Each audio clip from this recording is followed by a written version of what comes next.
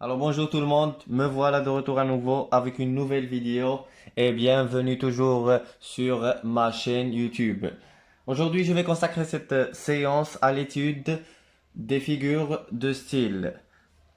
D'abord donnons une définition à ces derniers, puis passons à voir leurs différents types et catégories, leur rôle, comment les utiliser, à quoi servent et comment peut-on les dégager. Alors, j'ai dit les figures de style. Premièrement, définition.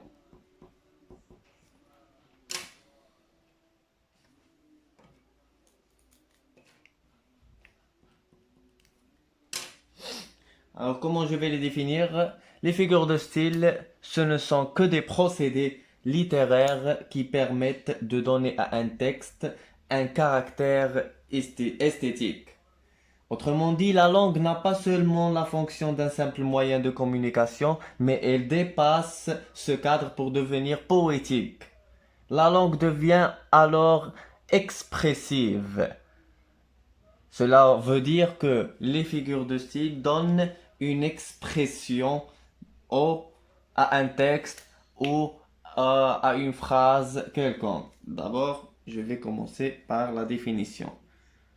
Les figures de style sont les procédés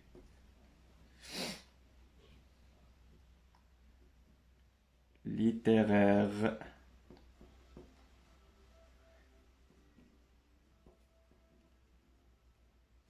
qui permettent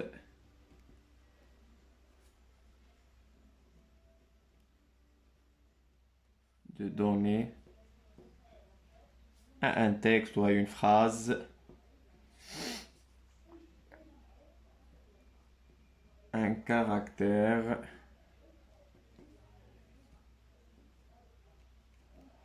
esthétique.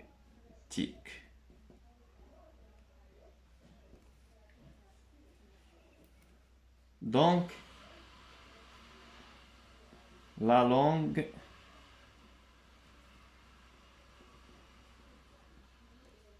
n'a pas seulement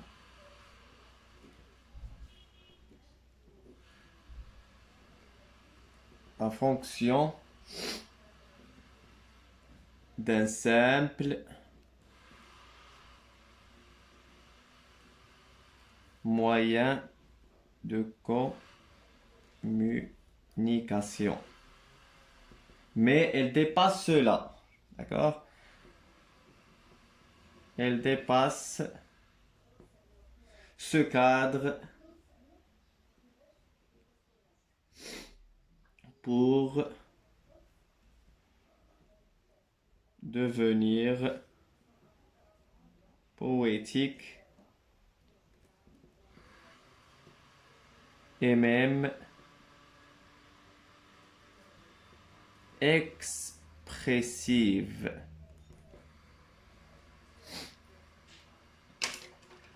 Alors après cette définition, cette simple définition, passons à voir les différentes catégories de figures de style. Commençons par les plus simples et les plus connues, ce sont les figures analogiques ou les figures dites par analogie. Les figures par analogie. Que veut dire des figures par analogie? Quel est le rôle de ces dernières? Alors, ces figures de style permettent de créer une image. Quand je lis un texte ou une phrase quelconque, je me sens face à un tableau ou à une image expressive. Elle permettent de créer des images. Commençons par la figure la plus simple et la plus connue. C'est la figure de style nommée comparaison. La comparaison, c'est une figure qui établit un rapport de ressemblance entre deux éléments, où il y a un comparant et un comparé, et à l'aide d'un outil de comparaison. Donnons une phrase. Si je dis le léopard est rapide comme un train, ici j'ai un comparé et un comparant, et à l'aide d'un outil de comparaison, j'ai comparé entre le léopard et le train dans leur rapidité. Et le moyen de comparaison ou l'outil de comparaison ici, c'est comme. Comme, c'est un outil de comparaison qui exprime l'égalité. Ce que j'ai oublié de dire au début, c'est que la comparaison, il y a trois types de comparaison, à savoir l'infériorité, la supériorité et l'égalité. Comme c'est un outil de comparaison qui exprime l'égalité. Et il y a d'autres types d'outils de comparaison qui expriment ceci. Comme, il y a comme, semblable, de même que, ressemble, pareil.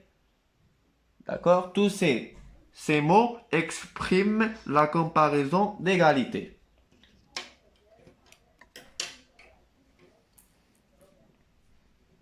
La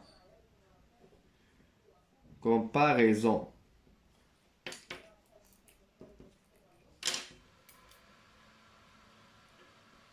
Comme je viens de dire, elle établit un rapport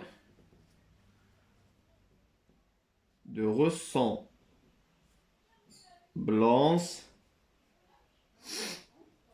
entre deux éléments. Et à l'aide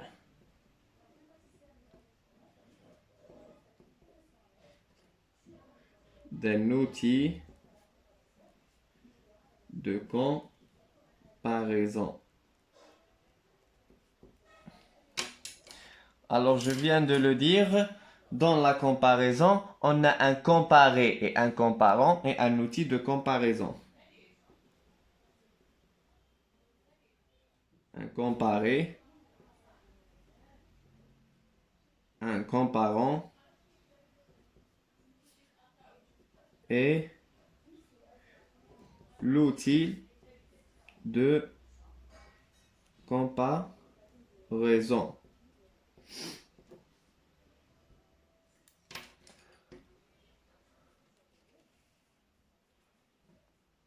Et comme je l'ai dit, la comparaison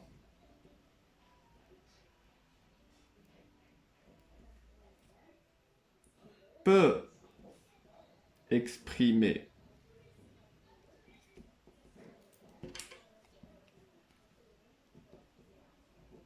l'infériorité,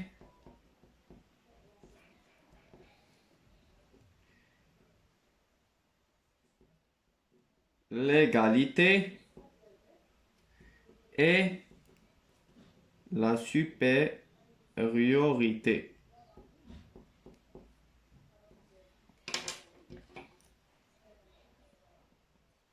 Mais la plus utilisée, c'est l'égalité.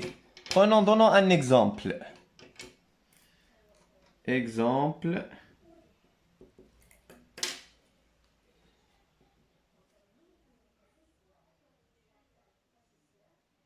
Le lapin, c'est un simple exemple. Le lapin est rapide comme un train. Un autre exemple, Semia qu'est-ce que je vais dire? À un sac pareil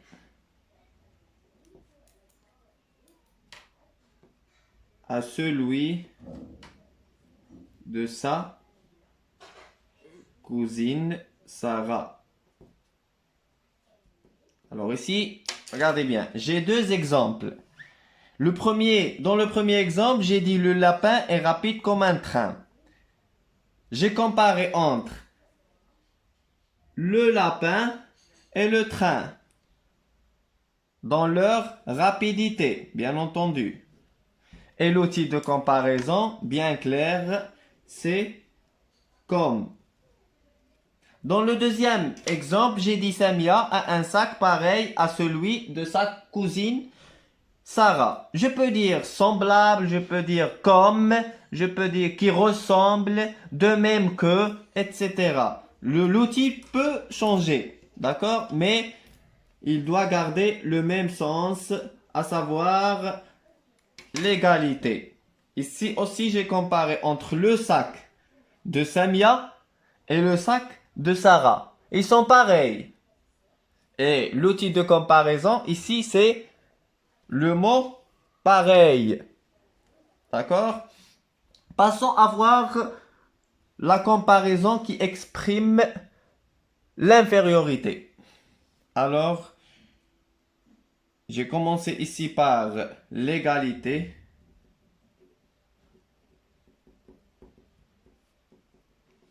Je passe à voir l'infériorité.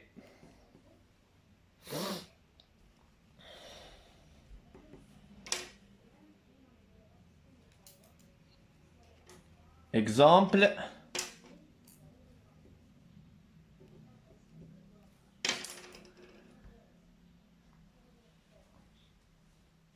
Je peux dire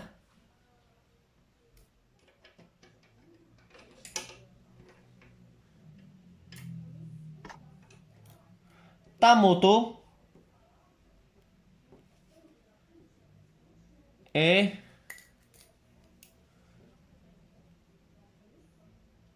moins rapide que la mienne. D'accord? Une autre phrase. Ali a eu une note inférieure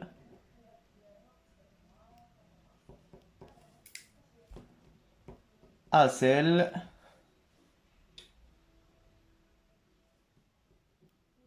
de son frère.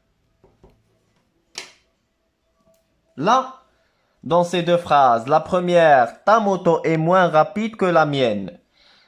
J'ai comparé entre la moto, sa moto, peut-être la moto de X ou Y personne, Ahmed ou Ali ou Othman, je sais pas, et ma moto.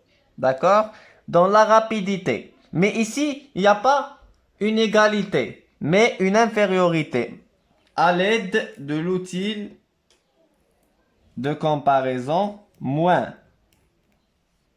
Alors, la moto de Ali est moins rapide que ma moto. Ici, j'exprime une infériorité, toujours dans le cadre de la comparaison. La deuxième phrase, Ali a eu une note inférieure à celle de son frère. Les deux frères ont eu une note, mais c'est pas pareil. Autrement dit, la note de Ali est inférieure à celle de son frère. L'outil de comparaison ici, c'est inférieur. Et ces deux outils expriment la comparaison infériorité. Passons maintenant à voir la supériorité.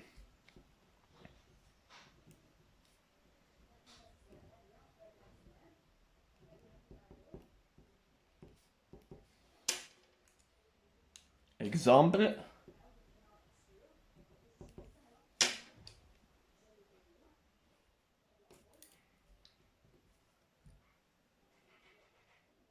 Le lion, je donne toujours des phrases simples. Le lion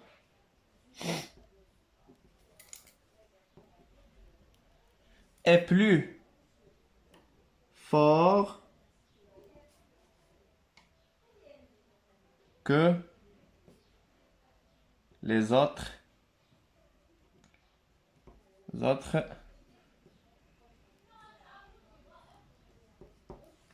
animaux.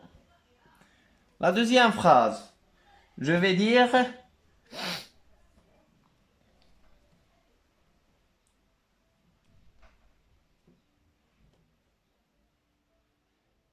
elle est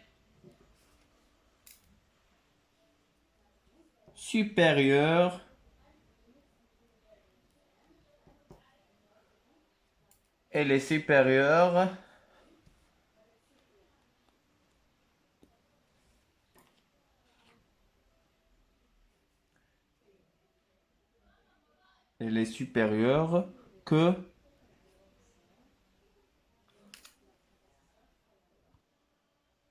alors j'ai dit elle est supérieure, je ne veux pas dire que, mais plutôt à l'homme. Ici, je compare entre une femme ou une personne, d'accord, et un homme, mais par supériorité. Et l'outil de comparaison, ici, c'est supérieur. D'abord, dans la première phrase, c'est plus que ou plus. Maintenant, supérieur. Passons maintenant, après avoir vu les différents types de comparaison, passons à voir une autre figure de style, à savoir la métaphore. La métaphore, c'est aussi proche de la comparaison, mais c'est une image sans outil de comparaison. On remarque l'absence de l'outil de comparaison. Et les termes, ils sont pris au sens figuré, bien sûr. Alors, la métaphore est une comparaison sans outil.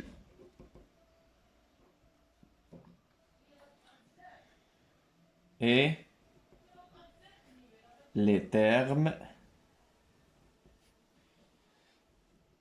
ils sont pris au sens figuré, bien sûr.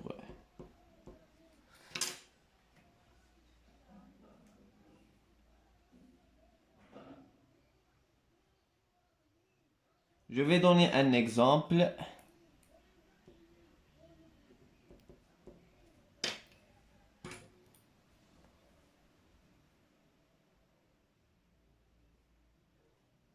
Je vais essayer de trouver un exemple très connu.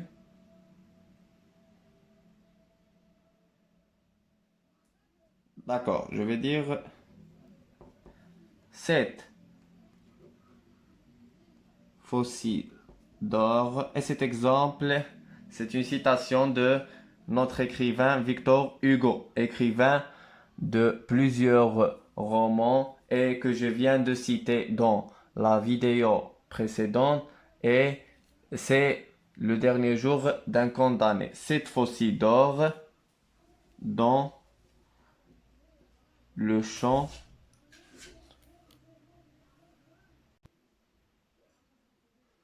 dans le champ des étoiles.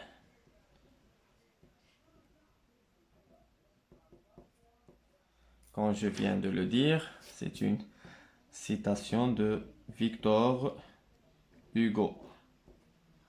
Alors là, il y a une image esthétique. D'abord, cette faucille dort. Commençons par le mot fossile. Faucille dort. Dans le champ des étoiles. Le champ des étoiles. En analysant cette phrase, on comprend que faucille d'or exprime la lune.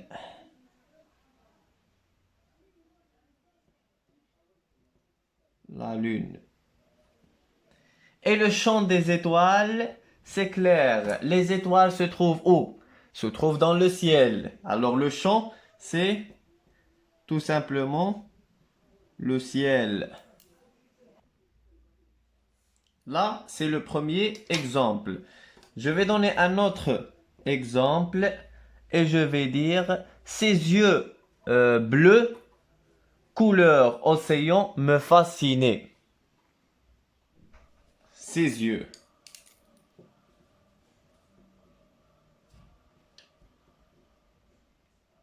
Bleu, couleur océan, me fascinait. Là, dans cette phrase aussi, regardez, il y a une sorte de comparaison dans cette phrase métaphorique. Quand je dis ses yeux bleus couleur océan me fascinaient, je peux dire autrement pour exprimer une comparaison. Si je cherche une comparaison, je peux dire il a les yeux bleus comme l'océan. Et ici, j'aurai une comparaison et il y a aussi un outil à savoir comme. Mais moi, je cherche justement à donner une sorte de métaphore et j'ai dit ses yeux bleus couleur océan me fascinaient. Et je remarque dans la phrase qu'il y a l'absence de d'outil de comparaison et alors c'est une image métaphorique. C'est une image métaphorique. Maintenant, passons à une autre figure d'analogie ou analogique, à savoir la personnification. La personnification. Déjà dans son nom, on comprend qu'il y a un lien entre la personne ou il y a quelque chose en relation avec le mot personne. Alors cette dernière représente une chose ou une idée sous les traits d'une personne. C'est ce que je viens de dire. Alors, elle nous donne, d'accord, des traits ou une image personnifiée.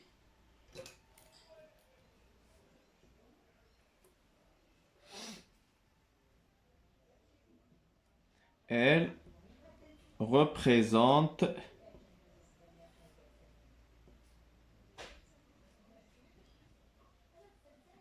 une chose, une idée sous les traits d'une personne. Voyons les exemples.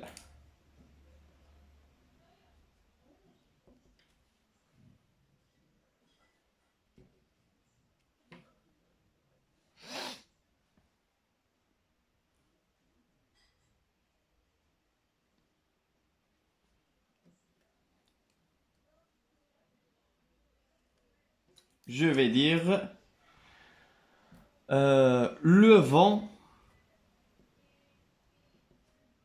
frappa à la porte. Ça, c'est comme première phrase, premier exemple. Quand je dis le vent frappa à la porte, je comprends que vraiment le sens de la phrase veut dire que le vent était tellement fort qu'il fait bouger la porte ou les vitres de la fenêtre.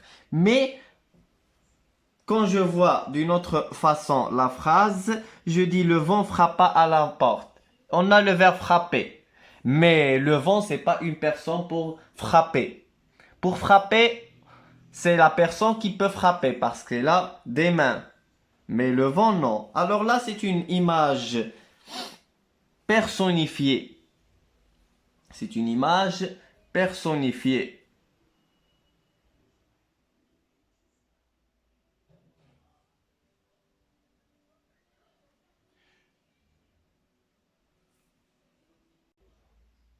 Alors, je vais donner un autre exemple.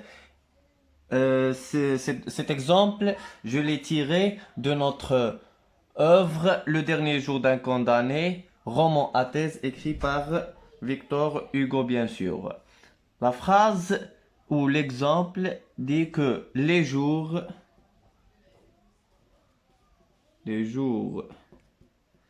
d'exécution,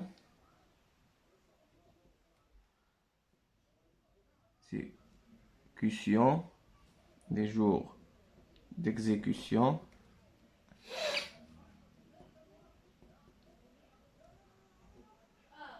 l'hôtel de ville vomit, le verbe vomir, vomit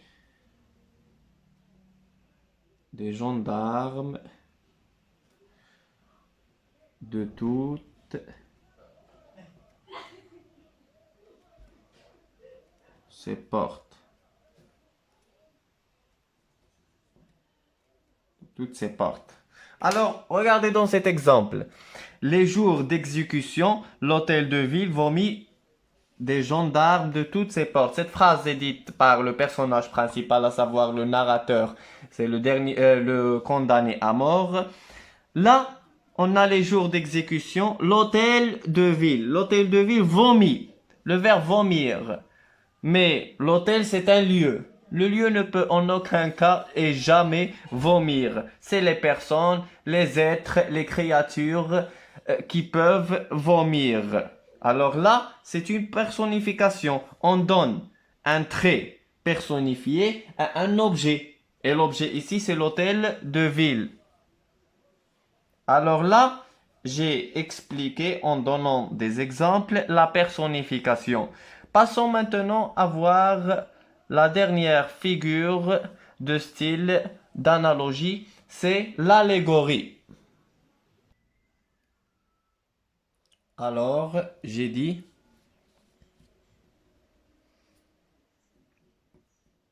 l'allégorie.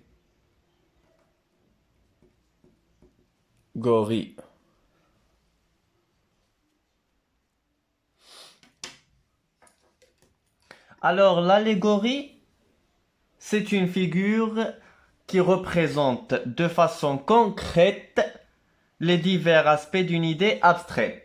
Autrement dit, elle se répère souvent grâce à l'emploi de la majuscule et on la trouve claire dans plusieurs exemples.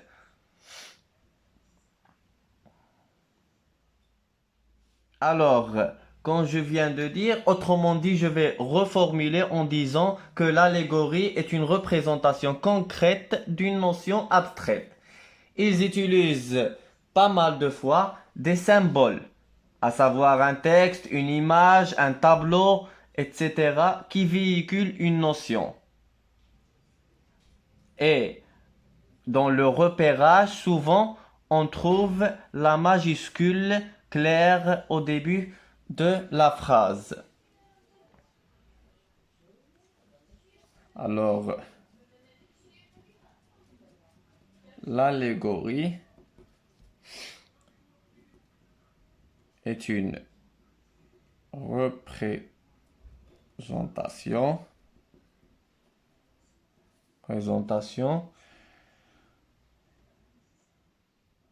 concrète d'une notion abstraite.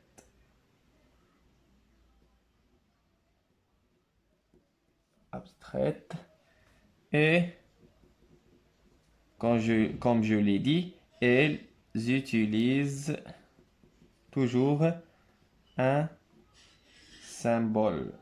Quand je dis symbole, ça peut être un texte connu, un tableau de peinture, une image, etc. bien sûr, ces derniers qui véhiculent une notion claire et nette. Et là, on comprend que l'allégorie a un double sens. Un sens que je peux dire littéral, c'est la forme qui représente l'idée, et un sens figuré dans l'idée, la notion qui est représentée. Alors, l'allégorie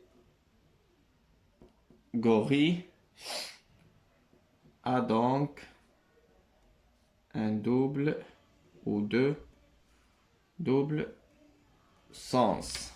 Et je souligne ça, le mot, je souligne un double sens.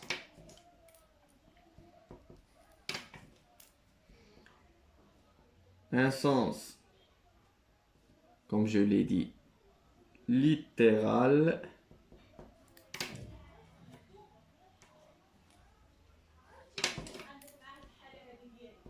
Où la forme représente l'idée. Et un sens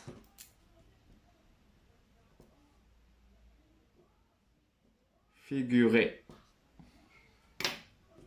dans lequel ou l'idée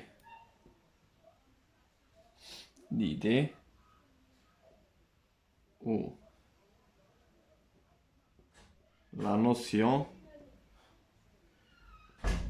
qui est représentée.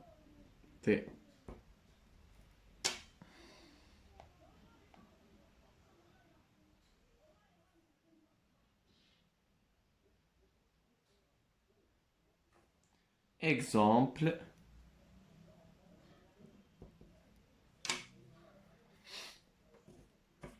c'est un exemple tiré du recueil Les Fleurs du Mal de Baudelaire, précisément son poème L'ennemi. Alors, ce dernier dit: le temps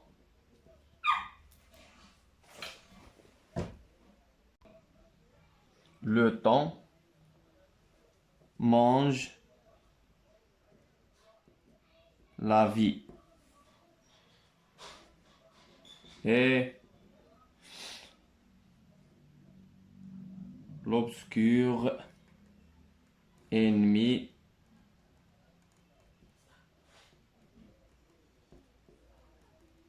qui nous ronge le cœur. Du sang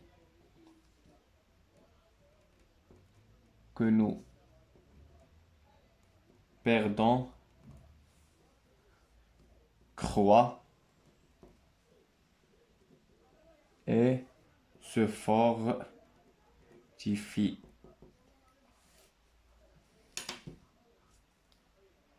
Alors ça, quand je l'ai dit, c'est Baudelaire, Fleurs du Mal, précisément son poème intitulé L'ennemi.